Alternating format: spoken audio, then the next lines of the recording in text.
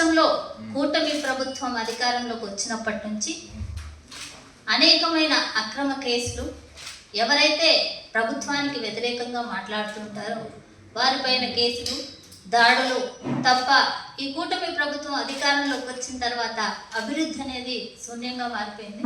ముఖ్యంగా మహిళల విషయంలో రాష్ట్రంలో ఈరోజు కూటమి ప్రభుత్వం అధికారంలోకి వచ్చిన తర్వాత అనేక రకమైన అక్రమాలు, అన్యాయాలు, మహిళల రక్షణ విషయంలో అయితే పూర్తిగా ఈ కుటుంబ ప్రభుత్వం వైఫల్యం చెందిందని ఇటీవల కాలంలో, అంటే ప్రభుత్వం అధికారంలోకి వచ్చిన తర్వాత ఈ 18 నెలల కాలంలో మహిళల పైన కానీ, చిన్నారుల పైన కానీ అనేక దాడులు, సాక్షాత్తు ప్రజా ప్రతినిధుల పైన కూడా దాడులు జరుగుతూ ఉన్న సందర్భంలో పోలీస్ వ్యవస్థ నిర్వీర్యంగా ఏ విధంగా చూస్తూ ఉంది, వాళ్ళకి మహిళలకి సపోర్టింగ్గా ఎప్పుడు కూడా నిలబడిన సందర్భాలు లేవు.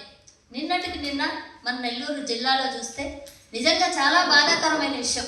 మీడియా మిత్రులందరూ కూడా గమనించే ఉంటారు.